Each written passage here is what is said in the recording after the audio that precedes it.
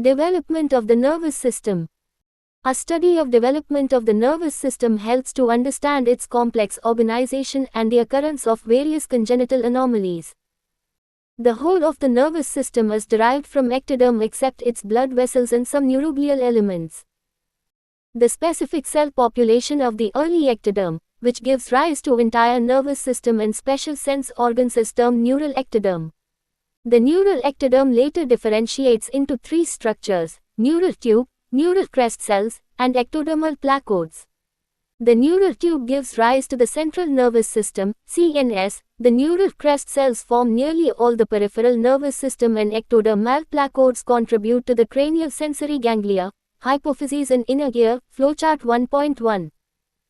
Flowchart 1.1 Genesis of nervous system and special sense organs. Formation of neural tube. Fig. 1.1. In the early embryonic disc, at about 16th day of embryonic life, the ectoderm overlying the newly formed notochord thickens in the midline, forming the neural plate.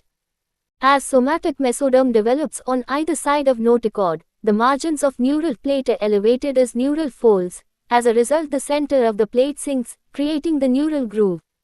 The neural folds gradually move together towards the midline and finally fuse to form a cylindrical neural tube that loses its connection with the surface ectoderm.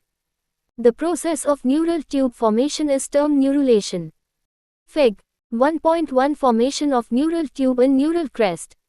The fusion of neural folds begins in the middle region of fourth somet on 20th day of embryonic development, and it simultaneously proceeds in the cephalic and caudal directions. The fusion at the cranial and caudal ends of neural tube are somewhat delayed, forming small openings called anterior and posterior neuropores. The neural tube and surrounding amniotic cavity, therefore, remain temporarily in open communication with each other through these pores. The anterior neuropore closes in the middle of the fourth week at 18 to 20 somet stage, i.e. on 25th day, and posterior neuropore closes at the end of fourth week at about 25 somet stage. By the time the neural tube is completely closed, it is divisible into an enlarged cranial part and an elongated caudal part, which later on gives rise to brain and spinal cord, respectively. Formation of neural crest cells. As the neural folds come together and fuse, the cells at the tips of neural folds break away from the neurectoderm to form neural crest cells. The surface ectoderm of one side becomes continuous with the surface ectoderm of the opposite side over the neural tube. Thus the cells at the tips of neural folds, neural crest cells, do not participate in neural tube formation. The neural crest cells at first remain in the midline between the dorsal surface of the neural tube and the surface ectoderm, and then forms two cell clusters dorsolaterally, one on either side of the neural tube. The neural crest cells differentiate to form the cells of dorsal root ganglia, sensory ganglia of cranial nerves, autonomic ganglia, adrenal medulla, chromaffin tissue, melanocytes and Schwann cells. Figure 1.2.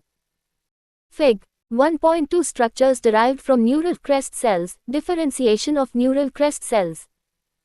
Formation of ectodermal placodes. Prior to the neural tube closure, the neural fold contains two types of cell populations: neural crest cells and neuroepithelial cells. During neurulation, the neural crest cells are detached and neuroepithelial cells become incorporated into the surface ectoderm. These areas of neuroepithelium within the surface ectoderm are termed ectodermal placodes. For details, read textbooks on embryology. CLINECALCORRELATION. Anencephaly, craniorechischosis, a failure of the cephalic part of the neural tube to close, an associated defective development of the vault of the skull, produces a congenital anomaly called anencephaly. Characteristic features. The vault of skull is absent. The brain is represented by a mass of degenerated tissue exposed to the surface. The cord is open in the cervical region. The appearance of child is characteristic with prominent eyes bulging forwards, and the chin continuous with the chest due to the absence of neck. Rachis, a severe form of spina bifida, an incomplete closure of caudal neuropore and defective development of the associated vertebral arches, causes a congenital anomaly called rachis. Characteristic features. A failure of dorsal portions of the vertebral arches to fuse with each other. Usually localized in the lumbosacral region. The neural tissue is widely exposed to the surface. Occasionally the neural tissue shows considerable overgrowth. Usually, however, the excess tissue becomes necrotic shortly before or after the birth. B. Anencephaly and rachis are the common and severe forms of congenital anomalies of CNS due to defective development of the neural tube. Development of spinal cord. The spinal cord develops from the caudal elongated part of the neural tube. The neural tube increases in thickness due to repeated mitosis of its epithelial lining. By the middle of 5th week of embryonic development, the transverse section of the recently closed neural tube, according to classical theory, reveals 3 distinct layers or zones. From within outwards these are A. Matrix, appendymal, zone, B. Mantle zone, and C. Marginal zone, figure 1.3. Fig. 1.3 The differentiation of the neural tube into 3 distinct layers and zones and associated structures. Matrix, appendymal, zone is thick and lines the enclosed cavity, neurocellae. Its numerous cells undergoing mitosis produce neuroblasts and spongioblasts. The former develop into neurons and the latter into neuroglial cells. The neuroblasts migrate to the adjacent mantle zone, the future spinal gray matter. Their axons enter the external marginal zone, the future white matter. Some central processes of the dorsal root ganglia ascend in the marginal zone while others synapse with neurons in the mantle zone. Once the histogenesis is complete, the remaining matrix cells differentiate into appendymal cells lining the central canal. Recently, on the basis of microspectrophotometric, radioautographic and electron microscopic observation, the concept of classical theory is changed. Now, according to current theory, the wall of recently closed neural tube consists of only one cell type, the pluripotent neuroepithelial cells. These cells extend over the entire thickness of the wall and form thick pseudostratified neuroepithelium. The zonal appearance merely reflects the different phases of their proliferative cycle, the sequence being termed interkinetic migration. As the development proceeds, these neuroepithelial cells give rise to another cell type having round nuclei with dark staining nucleoli, called nerve cells or neuroblasts. The neuroblasts form a zone which surrounds the neuroepithelial layer. It is known as mantle zone. Mantle zone later forms the gray matter of the spinal cord. The outermost layer of spinal cord contains the fibers emerging from the neuroblasts in the mantle layer and is known as marginal layer. Myelination of nerve fiber gives this layer a white appearance and is referred to as the white matter of the spinal cord. The dorsal and ventral walls of the neural tube remain thin and called roof and flow plates respectively.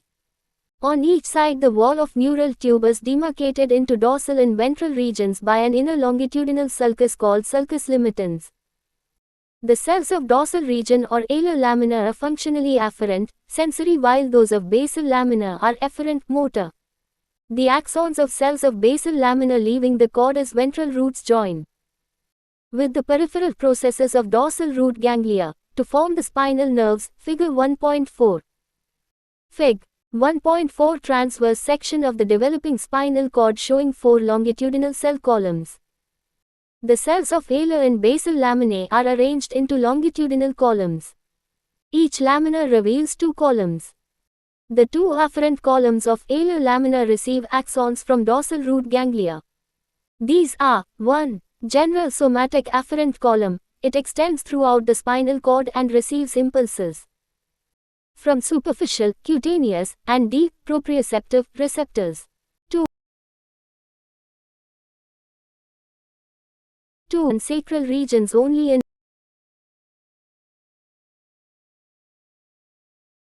2. General visceral afferent column. It is confined to thoracolumbar and sacral regions only and receives impulses from viscera and blood vessels. The 2 efferent columns of basal lamina give rise to motor fibers. These are 1. General visceral efferent column. It is confined to thoracolumbar and sacral regions only and provides preganglionic fibers, synapsing in ganglia, to viscera, glands and blood vessels. 2. General somatic efferent column. It extends throughout the spinal cord and provides fibers which innervate the skeletal muscles. B. The 4 cell columns in the spinal cord are termed general because 3 additional special columns exist in the brainstem. Development of brain. The brain develops from the enlarged cranial part of the neural tube. At about the end of fourth week, the enlarged